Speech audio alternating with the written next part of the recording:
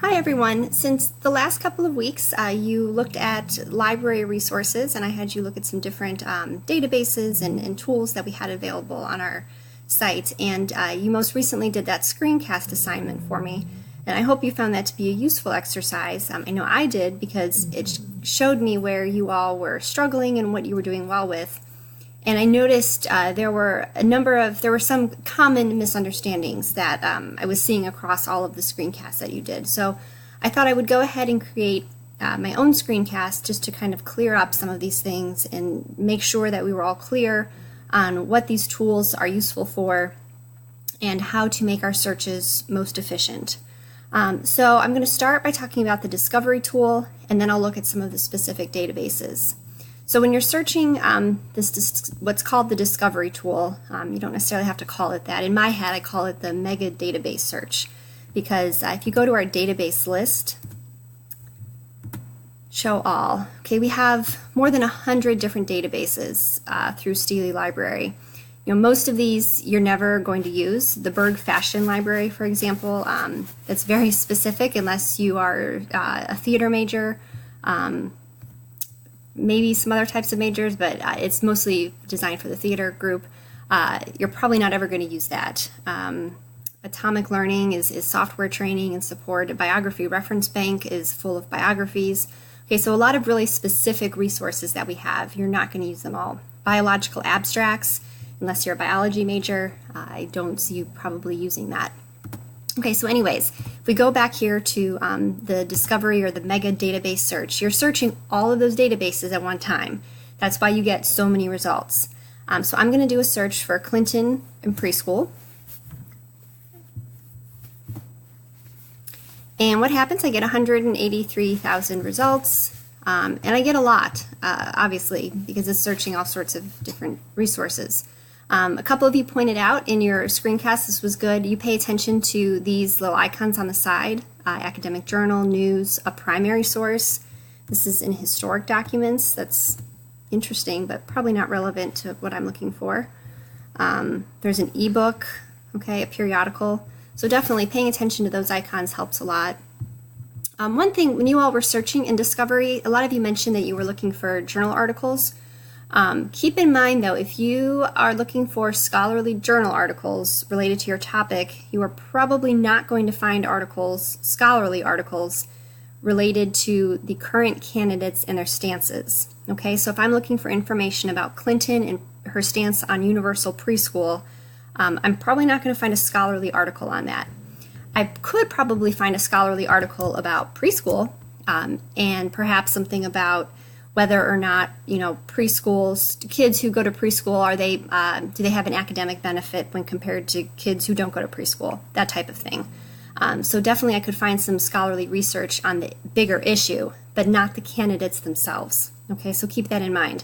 If you're looking for information about the candidates, what their stances are, how people are reacting to those viewpoints or their positions that they're pushing, news is going to be your number one thing. Of course, their websites as well, speeches, you can find out what they're saying.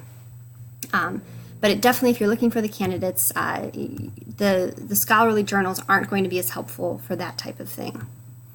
So if I'm looking for Clinton's ideas regarding preschool, I'm going to automatically limit to news over here on the left.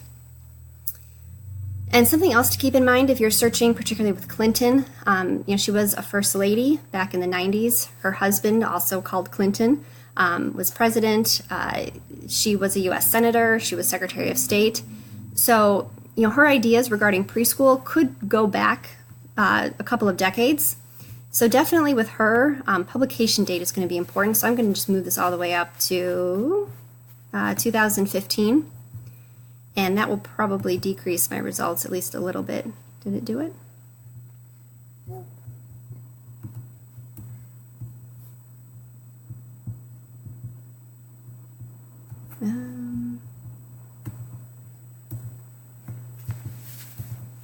There. Okay.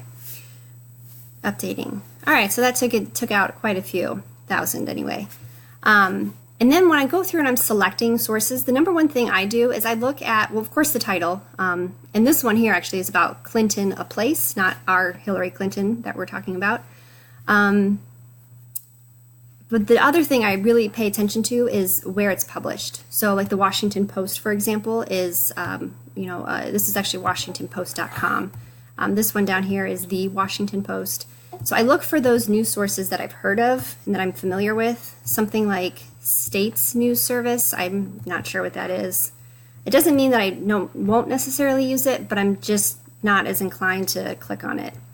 Something like Investors Business Daily, again, I don't know what that is. Now, if I was looking at something like her universal preschool proposal and how that might impact taxpayers, maybe something like Investors Business Daily would actually be a good source to read. So it kind of depends on your focus as well. Something like UPI News Current, I don't know what that is, so I'm going to keep scrolling. I don't generally use editorials, or I wouldn't for a research assignment.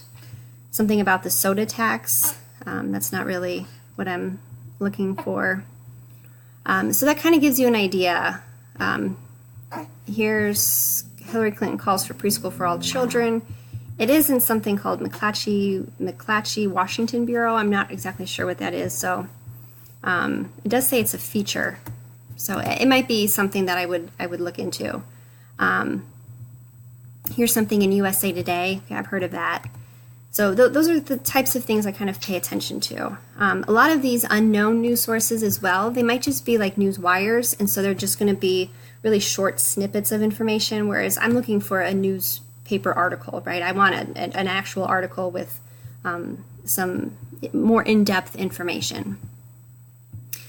All right, so let's see if there's anything else I wanted to mention about discovery. Hang on one second. Where did I put my notes? Here we go. Okay, oh yeah, I wanted to mention keywording as well, because this was something else I noticed with you all. When you have just two keywords in discovery, I actually don't think it makes any difference. I'm pretty sure if I put Clinton on one line and preschool on the next line, it's probably going to be the same. However, I will say it's good practice to split your keywords up, because in some databases it does make a difference as far as splitting up the key concepts. And then you can add in additional keywords as well, like maybe I add the word taxes, okay, if that's something I wanted to look at. A lot of you were adding things though, like, I could add the word universal preschool. That would focus the results a little bit, but it's not really necessary because when Clinton's talking about her preschool plan, that is what she's talking about. So just by using the word preschool, that's the more specific term. Let me think of a better example. So a lot of you were doing free college tuition. There's a few of you looking at this. Definitely free college tuition. Okay, that makes sense. It's one of the topics of the election. But really, the only word you really need is college tuition, or even just tuition. That's your main keyword. By adding things like free, you're kind of qualifying it a little bit, if that makes sense. And if you think about headlines, they're using the least amount of words as possible. So, but tuition is likely to be in there because that's your main topic, if that makes sense. It's not wrong to do this. It's just a little bit less efficient. And I saw some of you also typing in all of your keywords. Trump, immigration, Mexico, wall. All on one line. You can do that. We're going to get something here. But again, you're just going to be more effective if you can split those up. In addition, you have the word Trump and the word wall is really probably all you need. When he's talking about a wall, he's talking about immigration. You don't really need to add in the word immigration. That's kind of implied already. I don't know of any other wall he's talking about building in regards to education or any other topic. He's talking about immigration. So when you're picking out your words, just be as specific, the most main ideas that you can think of, and that's going to help you as well. Okay, let me just mention too, so a lot of you like discovery, and I can understand why. You get a lot of resources. If you are finding it to be overwhelming, because you are going to get so many things, another tool that I would recommend if you go to databases, it's called Academic Search Complete.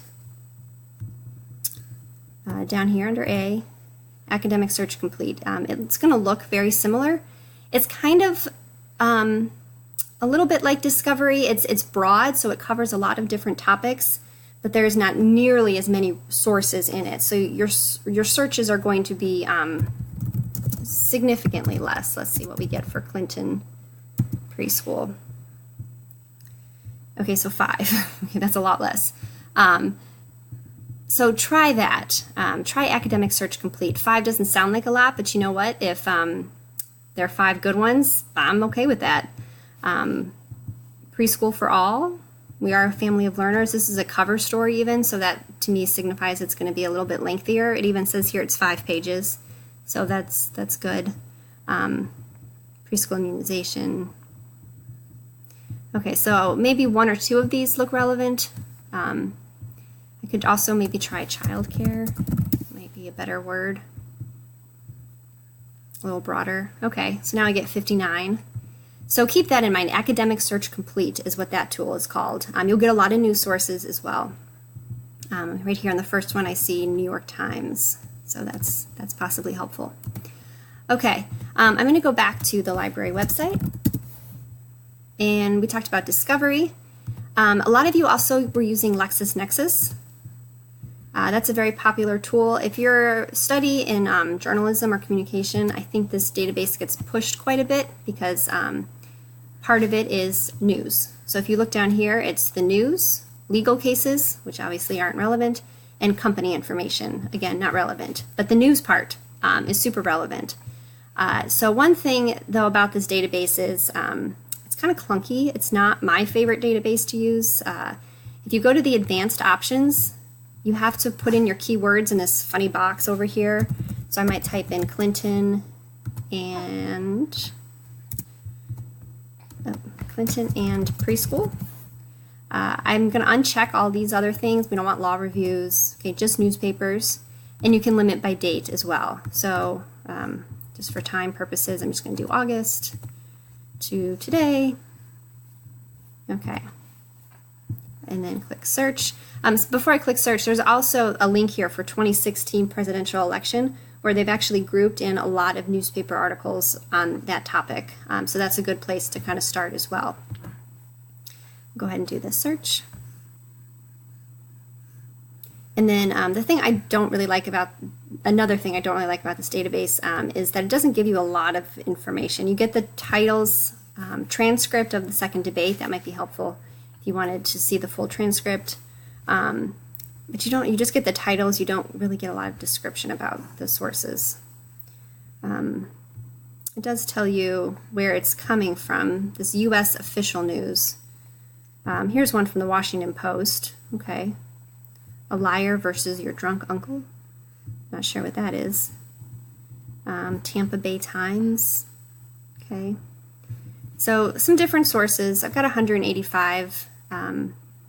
Like I said, this isn't my favorite tool to use, but it is going to connect you to news sources. Some things you might do to help focus, you can click on this subject over here, and I wonder if they have, oh, well, here's something on children. That's a subject, so that might be useful. Family members, yeah, we'll do children, see what that does. Okay, so now we've got 55, and these all have the subject of children, so they're actually about children. So that might be a good way to focus. Maybe her plan for helping the poor, that might include something about universal preschool. So that could be dedicated to fighting for public education. One other thing I'll mention in LexisNexis, you get a lot of short articles. They're pulling out all these news articles, and a lot of them are even those like news wires, news briefs. So pay attention to the word count. 923 is not a super long article. What's the debate? Oh, we had the debate. I think the debate is like 50,000 words or something, to give you some context. A lot of these are pretty short, and so as I'm scrolling through, a lot of times the first thing I'm looking at is just the word count, and I'm just seeing a lot of small articles. Here's something with over 1,000 words. And it's in something called Education Week, so that might be useful. All right, so that's kind of my thought process when I'm looking in LexisNexis.